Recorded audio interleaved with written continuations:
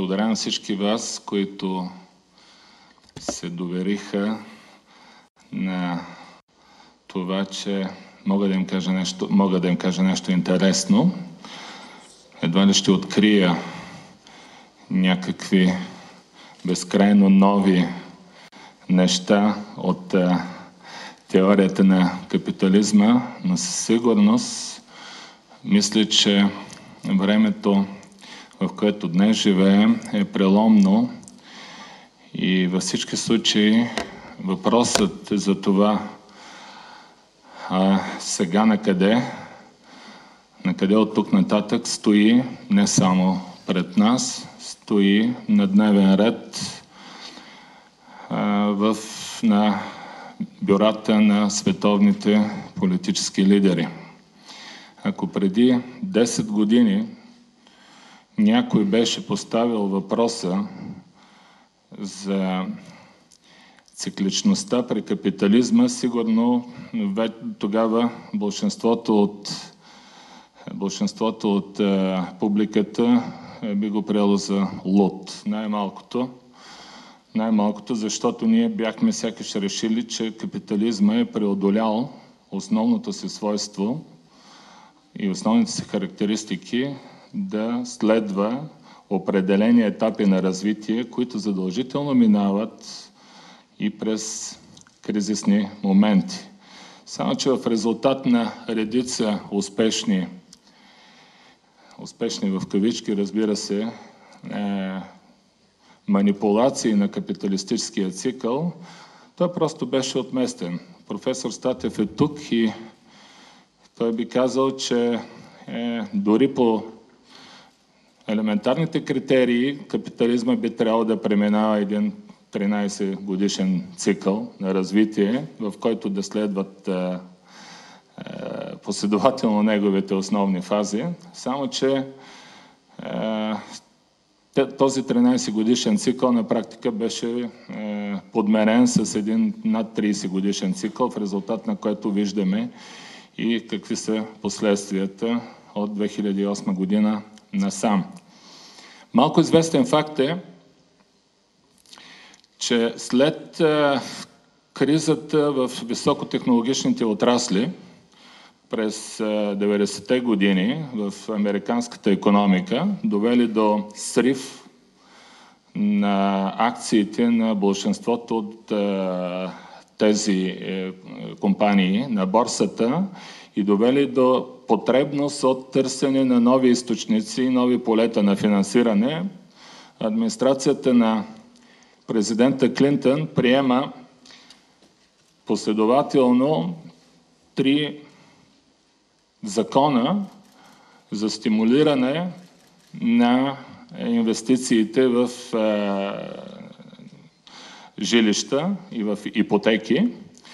Основният от които е така наречения Community Reinvestment Act от 1997 година,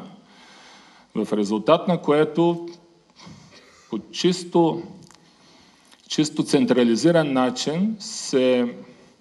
насочва вниманието на банките в Америка към преимуществено финансиране на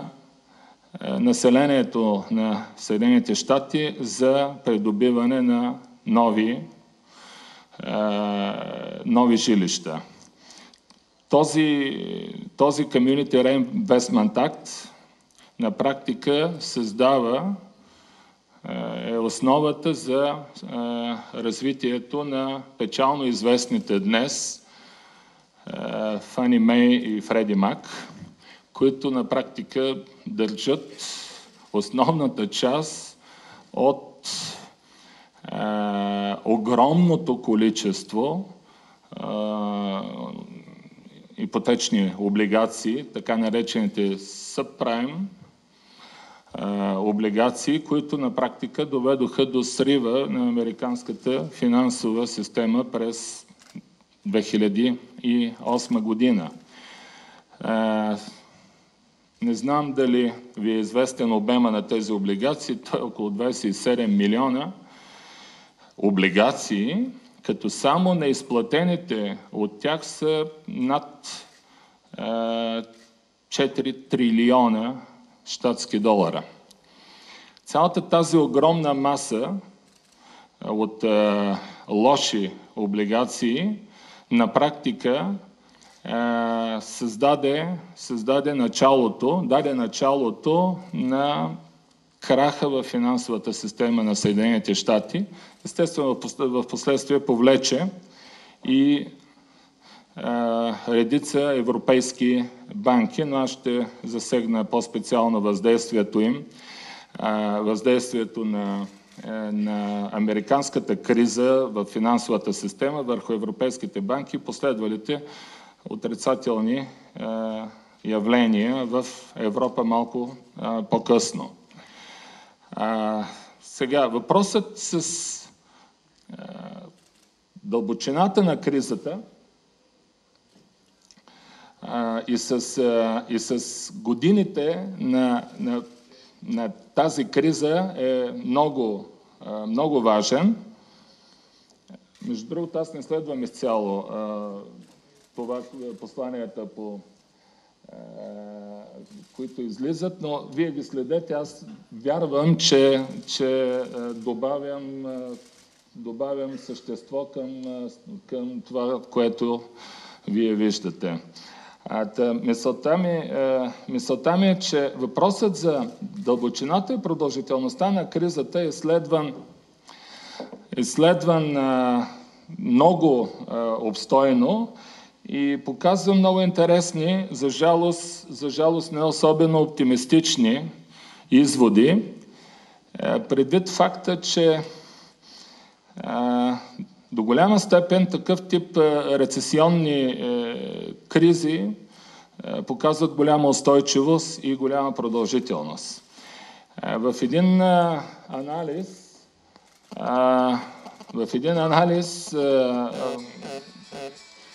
който може би малко по-късно трябва да излезе, имаме продължителност на кризите и на спада на производството в определени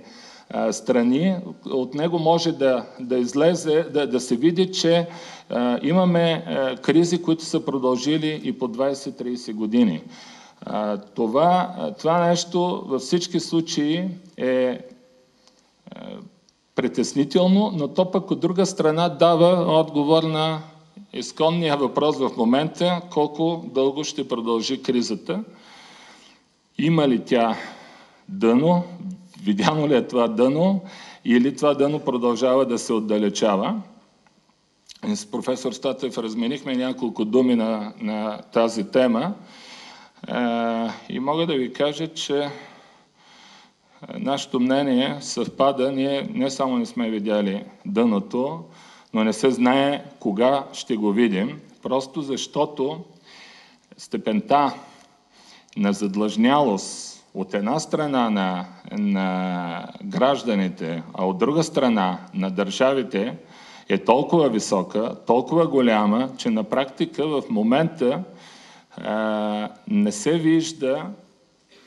вижда онази движеща сила, която може да извлече, да стимулира потреблението на съответните пазари, така че наистина да видим някакъв по-различен етап от развитието на кризата, респективно на капитализма. Лекото оживление от 2010-2011 година, което намери отражение и в определена степен и в подобряване на показателите на българската икономика, в частност в увеличаването на износа, само показа, че процесът на кризата продължава и че по-скоро това оживление е резултат от голямото количество пари, които бяха наляти в икономиката чрез интервенциите на ФЕД и на Европейската централна банка, но в никакъв случай това не беше достатъчно, за да измени посоката на движение. В това отношение много съществен остава въпросът за това, възможно ли е капиталистическата икономика да продължи да се развива само с чисто монетарни методи или трябва да търсим все по-настойчиво ролята на държавата. Тук бях цитиран, че съм убеден неокенсианец.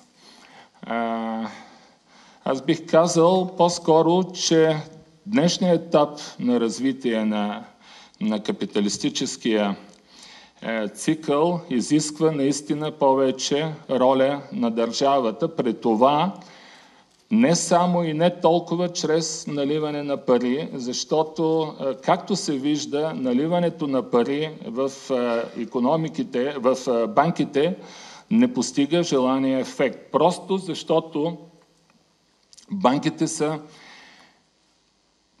пълни, портфелите на банките са изпълнени с лоши кредити, които все още трябва да бъдат провизирани, а дохода на банките все още не е достатъчен, за да покрие тези загуби в краткосрочен план. Поради тая причина,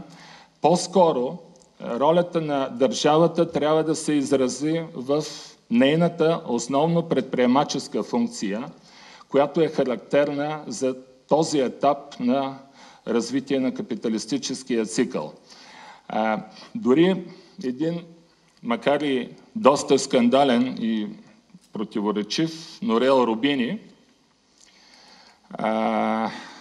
казва в едно свое интервю, че парадоксално, но в условията на криза монетарният модел работи все повече чрез държавата, което е показателно за в известна степен и изкуственото разграничаване на двете крайни теории, до толкова доколкото днес ние имаме един по-различен модел на капиталистическата икономика от модела, да кажем, на капиталистическата икономика през 30-те години на миналия век, когато имаме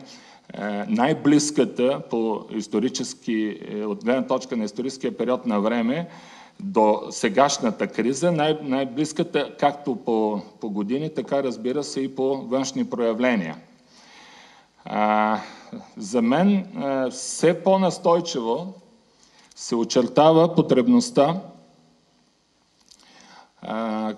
в капиталистическата икономика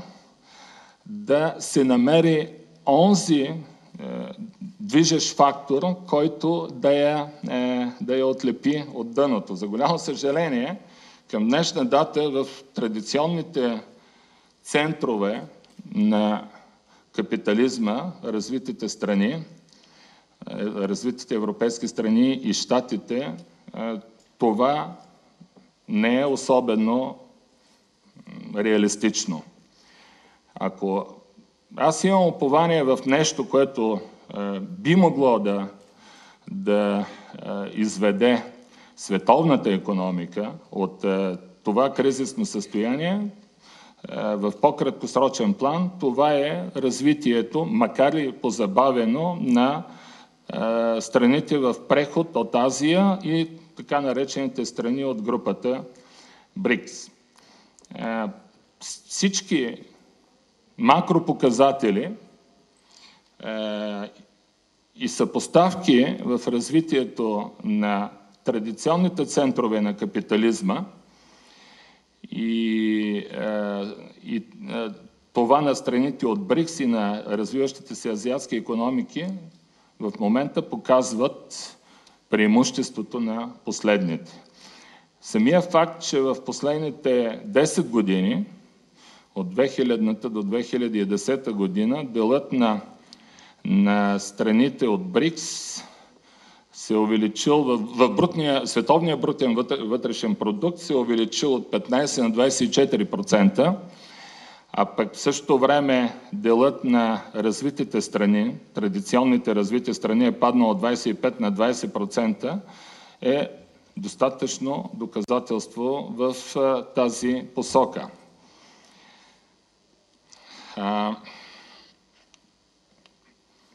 Ако говорим за дълбочина на кризата в световната икономика,